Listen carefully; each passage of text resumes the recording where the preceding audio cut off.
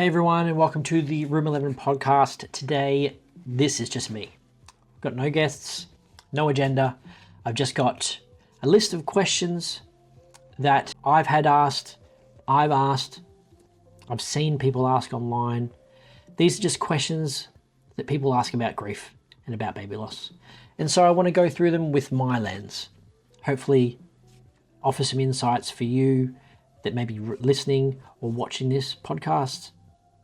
So let's get into it.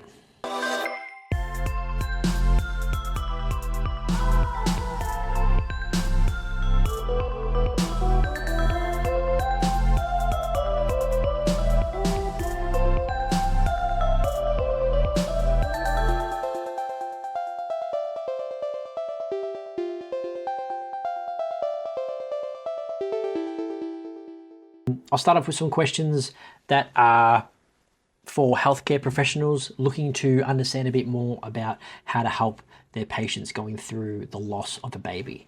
What do you remember most about how the medical team spoke to you in those first hours or days after your loss?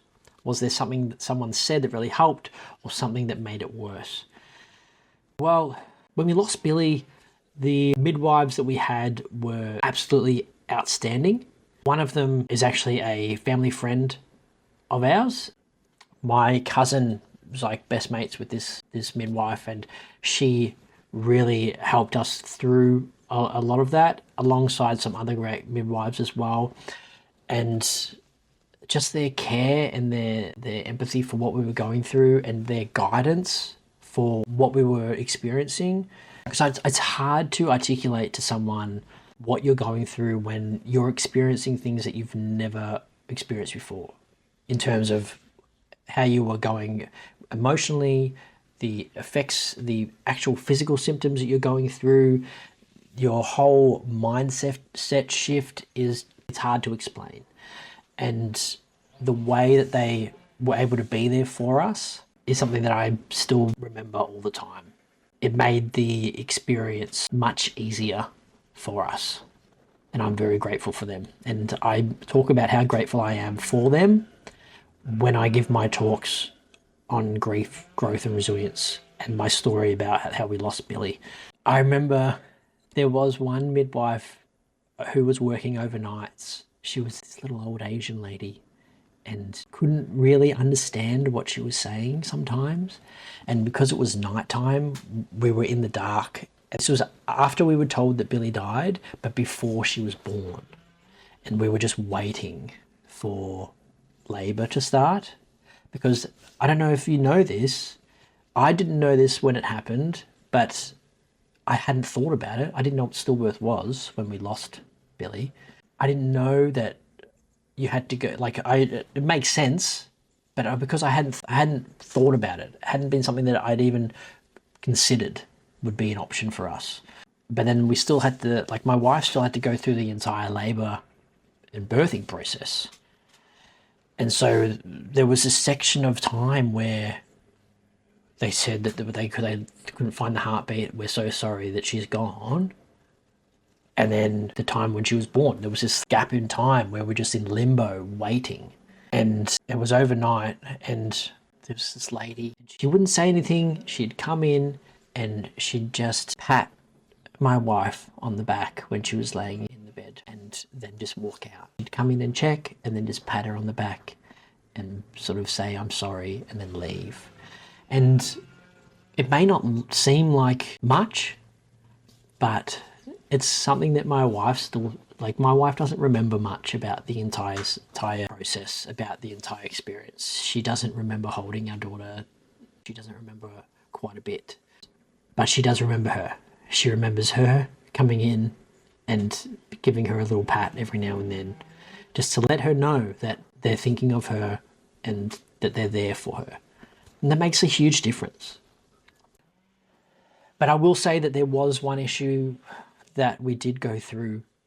It wasn't with the midwives, it wasn't with the doctors. The doctors are a bit impersonal. They don't really, not anymore. Like when we lost Billy, a lot of the doctors were pretty much just like, yeah, this has happened. The midwives will take care of you, sort of thing. But that's no longer the case.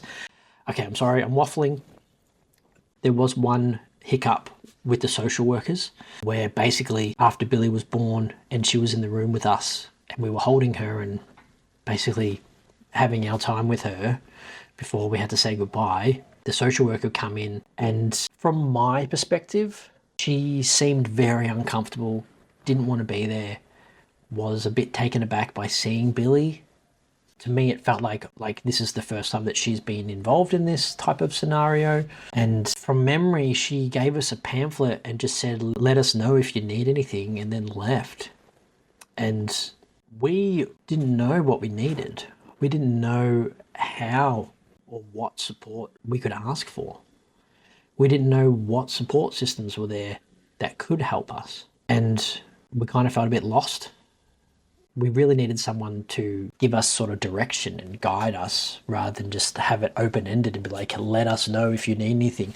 When it comes to people that are grieving or experiencing significant trauma, you need to be specific about the things that you're offering. Like for instance, like when we went home after Billy died, people offered us, our family and friends did something that I still remember and still is something that I recommend everyone do. Offer specifics to help. People would say, I'm doing groceries, what do you want? You need to offer specifics. You need to be like, hey, I'm making a lasagna, I'm bringing it over on this day. Will anyone be home? Or even like, you know that they're going to be home because they don't want to go anywhere. Sometimes we would just have a knock on the door, open it, there'd be no one there, and there'd be groceries, or there'd be a lasagna there, or there'd be chicken or food, because we didn't want to go to the supermarket. We didn't want to go to the shops because there's a risk of running into people that may not be aware of what you've gone through, but they know that you were expecting. And you're not going to get around it. It has happened. The amount of times afterwards where you'd see someone's like, hey, has the baby come? What's happened? Blah, blah, blah. And you're just like, yeah, no, it's like she died. And then that's when you start learning about the experiences of people getting uncomfortable when you talk to them. People avoiding you completely because they don't want to be reminded of the fact that your baby died. It just happens. And it's a weird window of time that you need to go through. And it's hard to sort of explain all of that to someone that hasn't experienced it. So yes, that was question one. That was what? A long answer, but we'll get there. Okay, how did it feel to be asked about holding your baby, creating memories, or taking photos? Well, initially, when the midwives said that there was a organization called Heartfelt that come out and take photos of your baby with you, I was initially taken aback and didn't want to do that. I thought it was odd, and I think a part of me didn't want anyone I didn't know coming into the room where Billy was, because it was such an important space for us. It was the only room that we were going to be with her forever. And I didn't want people invading that space that we didn't know. And it did happen. People did come that we didn't know that were in the presence of Billy. And it still bothers me. But the midwives were good. The midwives gently advised us that we should do that because of how good the Heartfelt services are. And we agreed. And to this day, I am so thankful for that, because the photos, we look at them every day. They're the most precious things that we have of her. And so it was a bit of a mixed emotions at first when they asked us about that. Holding Billy was one that was also quite confronting, because you're sort of holding her, just hoping that her eyes are going to open, feeling the weight of her. She was very little. Yeah, she was little. It was an experience. Yes, let's go to the next question. In the days and weeks after your baby died, what kind of follow-up support or contact from the hospital would have helped you most? Okay, well, to be honest, I remember a lot of being in the hospital. I don't remember a lot after we got home. I don't think, like, the Red Nose Hospital at Home service sounds really good. We didn't have that. And to be honest, I don't know if we would have said yes to that. I don't think we would have wanted anyone coming over. We didn't want to see anybody. We didn't want anyone around us. We wanted to be with ourselves in the dark at home. But it would have been good to have being given something for us to take home, something that we could look at when we were ready, that had resources for us to use when we needed and when we chose to get help. Hey everyone, we'll get back to the show in a second, but I just want to let you know that on November 29 and 30, I'll be live streaming me riding a push scooter for over 270 kilometers around Calder Park Raceway, breaking a Guinness World Record in the process. It's called Scooting for Hope, and its purpose is to raise $100,000 for the Pregnancy After Loss service at the Royal Women's Hospital here in Melbourne, a service that helped save our second daughter's life after we tragically lost our first, Billy. That clinic is now at risk of being shut down due to a lack of funding. So this is about more than just a record. It's about keeping a vital service alive for other families walking the exact same path. If you'd like to help, there are a couple of simple things you can do. Donate if you can. The link's in the show notes and on all Room 11 socials. Or even just share, like, comment, and follow. The more engagement we get on our channels and this podcast, the more visibility we have and the better chance we have of securing funds from the big corporates. Every bit of momentum helps. So thank you for being here. Now let's get back to the show. How do you wish doctors and nurses understood the long-term impacts of baby loss on mental health, relationships, and future pregnancies? Well, I think they're figuring it out now. I've been to conferences with medical teams where they're learning about this stuff and they understand what they need to do. I think a lot of it comes down to funding. I think they just don't have the money to give themselves the resources they need to sort of implement the changes, and the education. They need to get the educational awareness out to more hospitals and doctors and midwives and nurses, and it's not feasible because they don't have the funding. And the gap between, like, stories I've spoken to other dads who had private healthcare that received so much more advice and resources and got instant referrals to psychologists as soon as they had their loss, compared to us who went through public health system, didn't get any of that. But we didn't know that there were those services either. We didn't know that there was services available to us at the time. We just had no clue. And you don't know what you don't know. So we just sort of had to stumble around until we figured it out. So I think that's what they should know. They should know that there's such a spectrum of care when it's an inconsistent care, is what I should say. Inconsistent level of care and support depending on where they are, what hospital they're at, who's working on the day, whether they're regional, whether they're in the city. The impact can be such a big difference. And so I think they need to figure out a way to make that consistent level of care across the board, because that will then help impact. It'll make a difference to the people that are having, like, for the long term, people that are grieving. I don't know whether I answered that question or not, but I'm going to move on to the next one. Here's some questions that from someone who has a friend who's going through a loss and they're not sure what to do, what to say, or how to support them.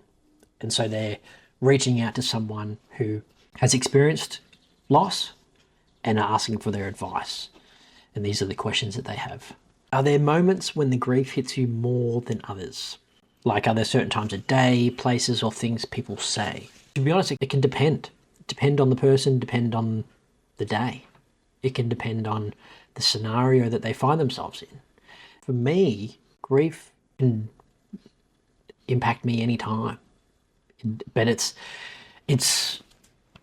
like this morning, my son and my daughter, Billy's younger siblings, they were playing together.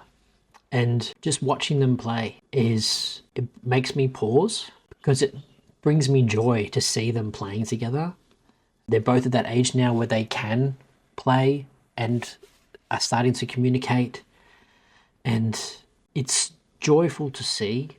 It also is sad to watch, knowing that Billy should be there with them. And so it doesn't bring me to my knees and make me cry and feel overwhelmed.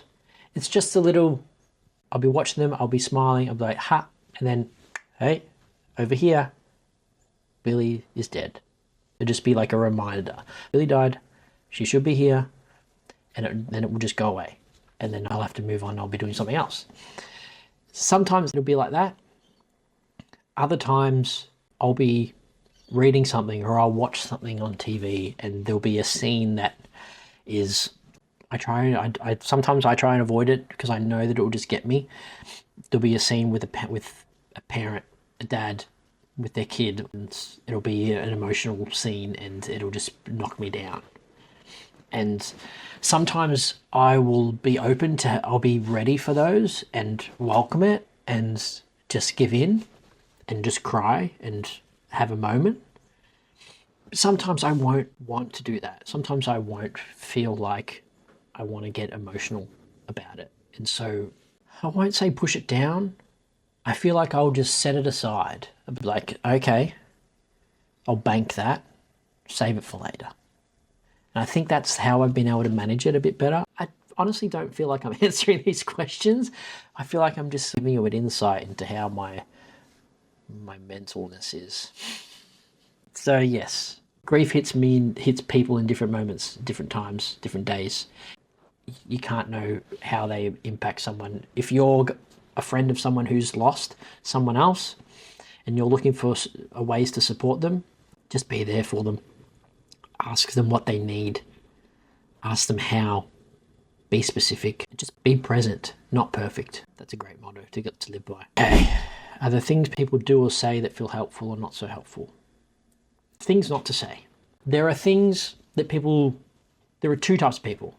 There's the ignorers, and these are the ones that don't say anything at all. They pretend like whatever someone's gone through didn't happen.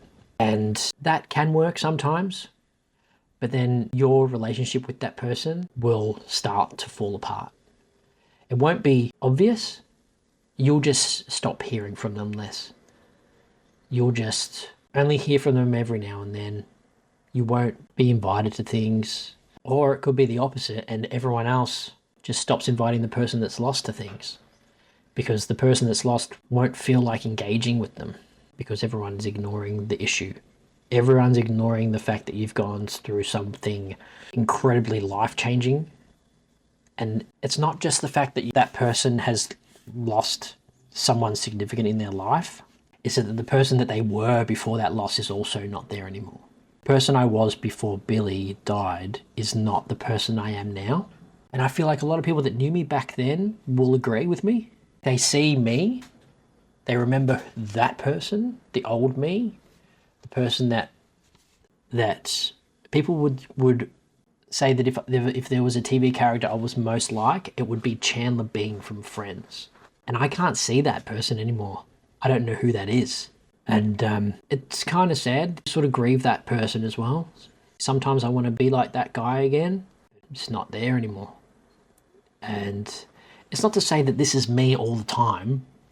I feel like there's a lot of people that think that all I talk about is Billy and death and grief and sadness and depression, and people don't want to hear like that all the time. And I don't want to talk about it all the time. I only talk about it all the time on social media, online, because it's my job now. It's what I do. It's what drives me to keep pursuing more awareness and more funding for support services for people that have lost babies.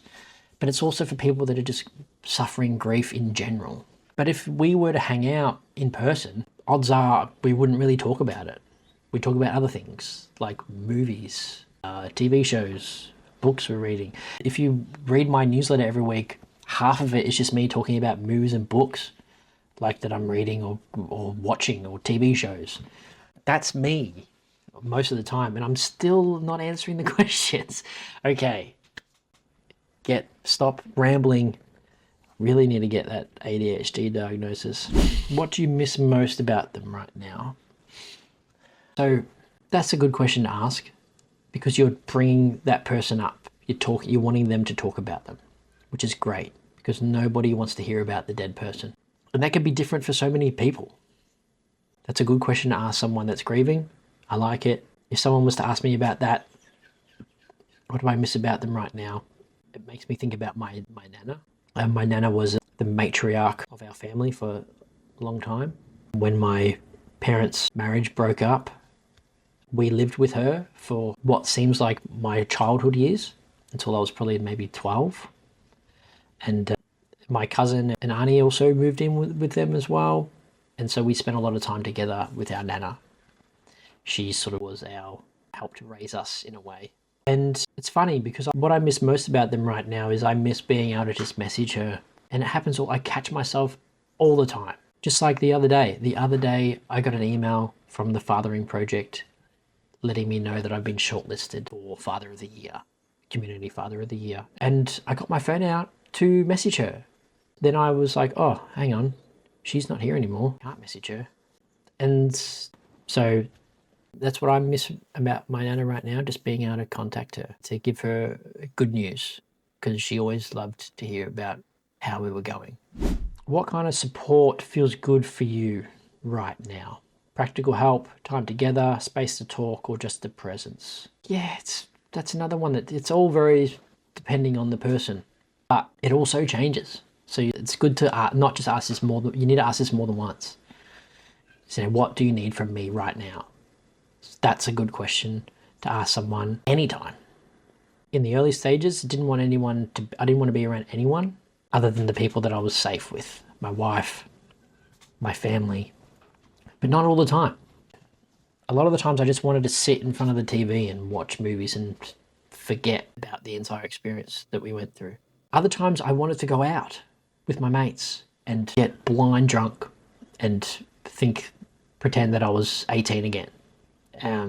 Probably not the healthiest thing to do, but it's just like, it depends. And that's the thing about being a support for someone that's going through a hard time. If they do reach out and want to do something, I would advise you to go, okay, doing it. Let's get it done. Let's go out to lunch. Let's go out for dinner. Let's go to the movies. But if you say no, they're probably not going to reach out to you again until you initiate it, because they've opened up. And I know it sounds selfish, but someone that's going through this, if they open up to you and say, hey, are you free? I feel like going out, and you say, no, I can't, even if it's reasonable. They're not thinking in reasonable terms. And so they just go, all right, well, they're not there for me. See you later. It sounds shit, but that's the way that the mind works when you're suffering through emotional trauma. Okay, here are some more questions that we should go through. Were there things people said with good intentions that completely missed the mark or caused more harm? So this is something that I'm going to make a post about this as well. Some phrases and quotes that I've heard both in person and from other parents that have been said to them have been pretty terrible. And some of them you think, how can that be from a good place? Because some of them are pretty terrible. One that was said, not to me, but in front of me, whilst we were still in the hospital, after we were told that she died, but before Billy was born, was said to my mum and my dad. And this person said, well, no more Nana and Papa then. And I still remember it. They probably don't even know that they said it, because why would they? It was just an off-the-cuff thing that they said. I don't know whether they were saying it to lighten the mood. I don't know whether they were saying it to, I don't know. But they said it, and I remember it, and it still sucks. Because it was completely false as well. They're still Nana and Papa to Billy.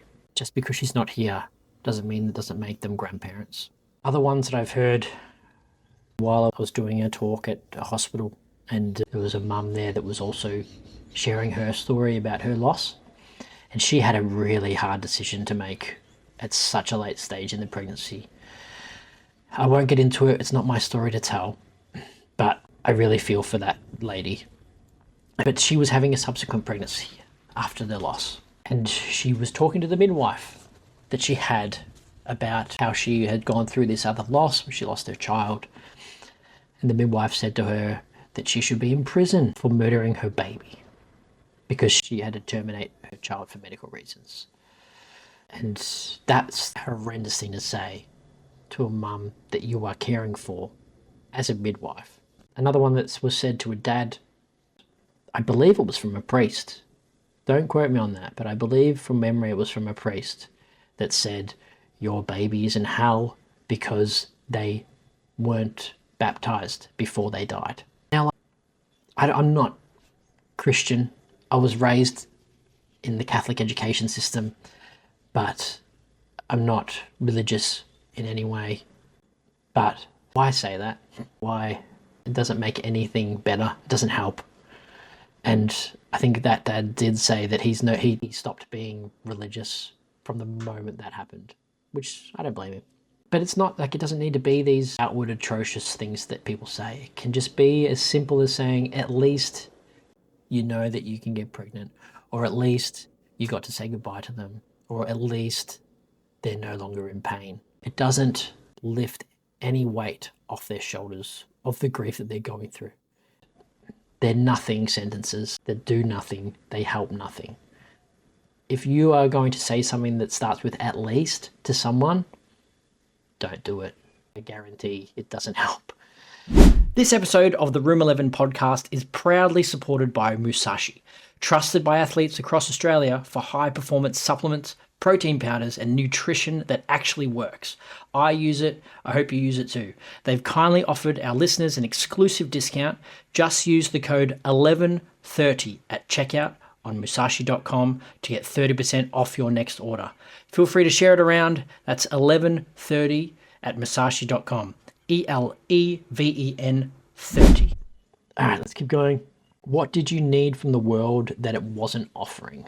I think initially I needed a way to articulate how I was feeling. I needed a way to share the experience with others just so they could understand.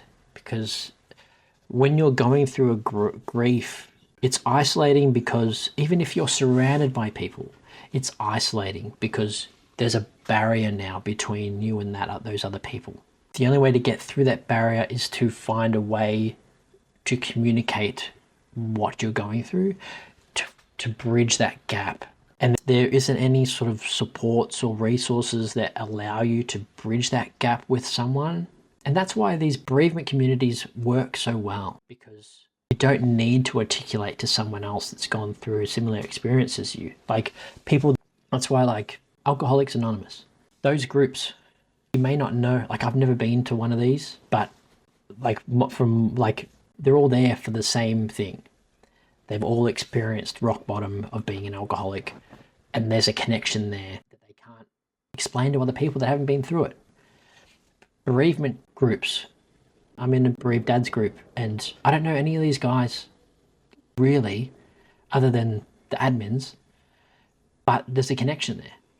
I don't need to communicate to them my experiences because I know that they've gone through something similar. But trying to bridge that gap with someone that hasn't gone through it, and it's like they don't know you anymore. It's like they don't see you anymore. And like, even though you're there, you're just like this is not, and you try your best to explain to them, but it doesn't get there. But there are, if you've got a good support system in place, friends, family that are willing to help you build that bridge, that have the empathy and the compassion to help you get there, and they can meet you halfway, then that's perfect. But in the early days, you're very much on your own, and you just need to hope that the people are going to be there for you when it happens. I don't know what I'm talking about anymore. Sorry, I'm rambling, but this is what it's like. This is exactly what it's like to try and communicate to someone that hasn't been through what you've been through. It's still hard to communicate. It's still hard to articulate everything. And this is why the podcast exists, to improve communication between people that have gone through something traumatic to people that are trying to understand it. This is the purpose. And I'm still figuring it out. This is what it's for. Let's make this the final question, I think, because I feel like if you're listening still, thank you. But I feel like I've lost a lot of people along the way. If I'm ever trying to support someone who's grieving the loss of a baby, what would you want me to remember? Not just facts or phrases, but how to be there. I want you to remember that if it's like, this is from my perspective only, if it's their first baby that they've lost, remember that they're a parent. Remember that they're a mum and a dad. The amount of times after we lost Billy where I'd be, and it's weird because I don't remember it happening before that, but it might just be the way that I think now. For example, I was at work after we lost Billy, and I was in a work group and we were talking about stuff, and one of the other guys in the group said about something that his kids were doing, and he said to everyone, "You'll know when you're a parent," sort of thing. And I felt completely excluded because I was, even like Billy died. It doesn't mean I'm not a dad. It doesn't mean I'm not a parent. And I felt like nobody sees me as a dad here. So just being recognized as a parent, being recognized, because if you don't recognize them as a parent, then you're not recognizing their kid. You're not recognizing their baby existed. You're erasing that entire experience from their timeline, basically. Whereas that entire experience is now the crucible of their entire future. That is the frozen point in time for them now. That is a fixed point that is going to impact the entire way that they live their life from then on. But by saying stuff like that, erases that entire thing completely. So just recognizing that they're a parent, making sure that you say their baby's name. A lot of people think that saying their name will make them upset.